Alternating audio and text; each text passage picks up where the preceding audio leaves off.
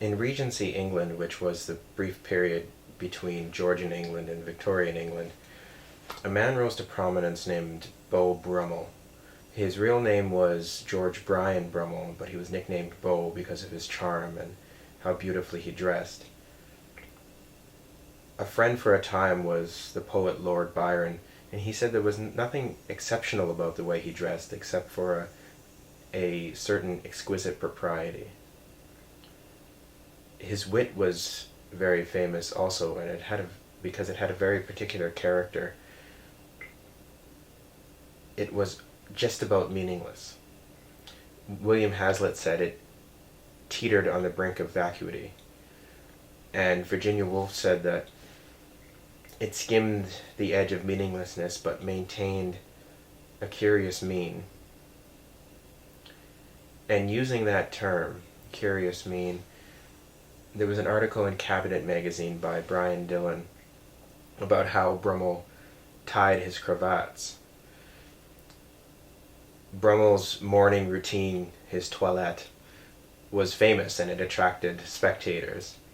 And the way he tied his cravat, which was the forerunner to the necktie, was that he would have the cloth tied around his neck with his chin pointing towards the ceiling, and then he would slowly descend his chin to crease the material of the cravat. And if it didn't turn out right, you'd have to begin again with an entirely new piece of material, to the point where his valet brought a bushel full of cravats to the audience and said, these are our failures. Now, the reason he did that was he believed that if the cravat didn't work the first time, there was no hope of adjusting it to make it look right. You had to begin again, because what the article said, what Dillon said in the article, is that he was seeking a curious mean between the skill of execution and the unpredictable nature of the material of the cravat. A curious mean between skill and accident. And there's something very profound in that, and something very modern. And it's modern to the point that there's a piece by Marcel Duchamp, whose a lot of work dealt with that type of idea, but one work in particular called 3 Standard Stoppages. And it's a box with 3 shapes of wood and 3 lengths of string glued to a surface. Now, how he created that was he took a length of string exactly 1 meter in length, and he dropped it onto a canvas. And the way it landed, he glued down. And he did that 3 times.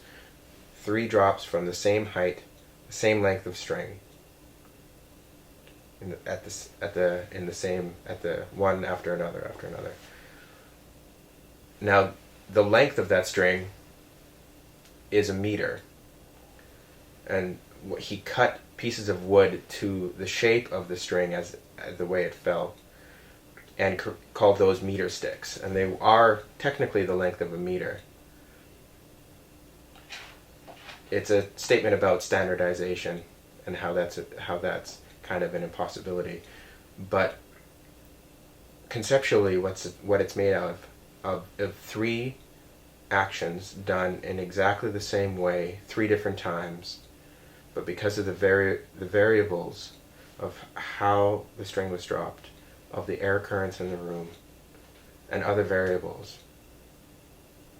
the outcome is completely unknowable and completely unpredictable. There is what you choose to do that you have control over, but there are the circumstances in which you do it that you don't. And it's why we only have a 5-day weather forecast. There was a a mathematician named Edward Norton Lorenz who was attempting to create a long-term model for the prediction of weather. But he realized that atmospheric patterns and weather systems are so delicate and so complex that no matter how accurately we think we're measuring them, the inaccuracies in our measurement, compounded day after day of prediction, eventually make the model completely useless. After 5 days, the model falls apart because the inaccuracies in the initial measurement have become so large that the model becomes useless. And the analogy he created to explain that is well known. It's called the butterfly effect. A butterfly flaps its wings in the Amazon, and it's why a week later there's rain instead of sun in New York.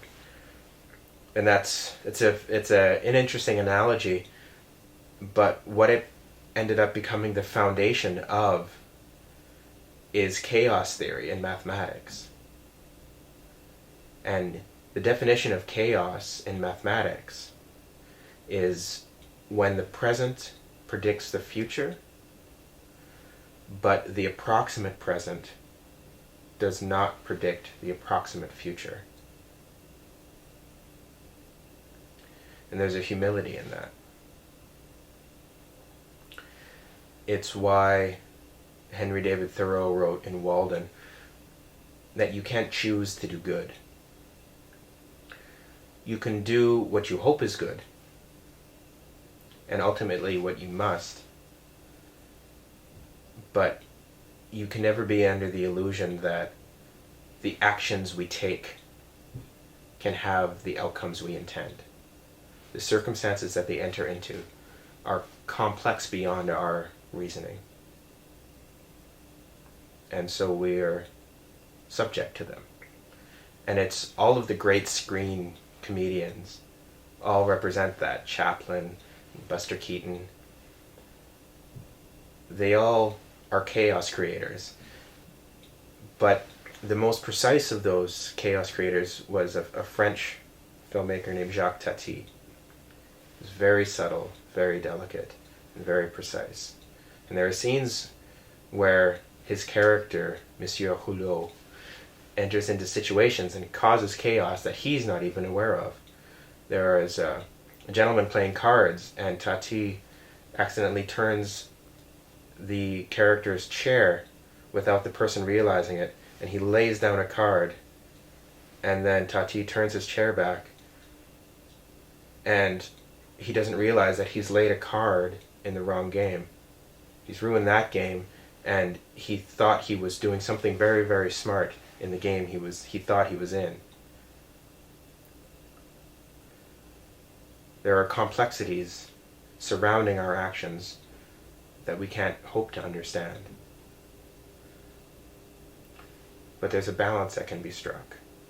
And Cary Grant talked about it in a way. He was asked by GQ magazine in 1966, I think, to write an article on style. And he said he really had no advice on style other than just to aim for the middle of the road. Never be too fashionable and never be too old-fashioned.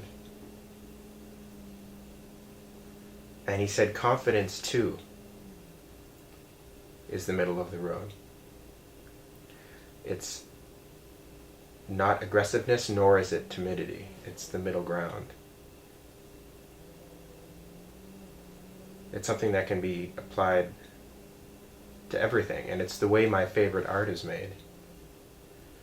It's made by people who are self-possessed to the point where they can do something exactly the way they intend to do it, but are humble enough to realize what they do is subject to things that they can't control.